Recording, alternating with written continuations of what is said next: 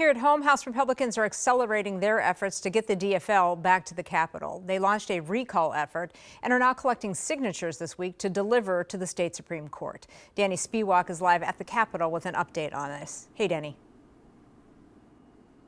Hey there. Well, this is obviously a process that can't happen overnight. First, you need to get those initial signatures to the Secretary of State's office. The Supreme Court's got to review it. You have to get more signatures. And only at that point could you actually trigger an election in the DFL districts to try to recall the absent members. But what's happening here is a sign and an example of the actions that Republicans are taking to try to punish DFL members for this boycott, which has now reached a fourth week.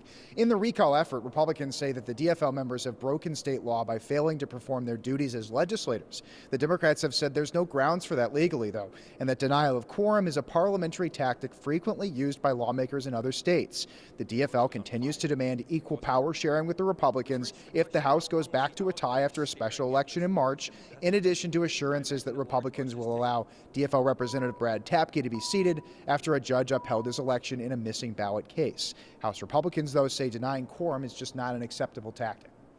That goes beyond a parliamentary tactic. It is nonfeasance. It is refusing to do your job. In a statement today, the Minnesota DFL party called this a desperate stunt on behalf of the GOP, referring to the recall election efforts that they are undertaking. Meanwhile, we know that negotiations are continuing tonight between House DFL and House GOP leaders. They're hopeful for some kind of breakthrough. They're now having teams of representatives meet to try to find a solution to this problem as the boycott now in its fourth week. Back to you. It's almost unbelievable what a mess this is. All right, Danny, thank you.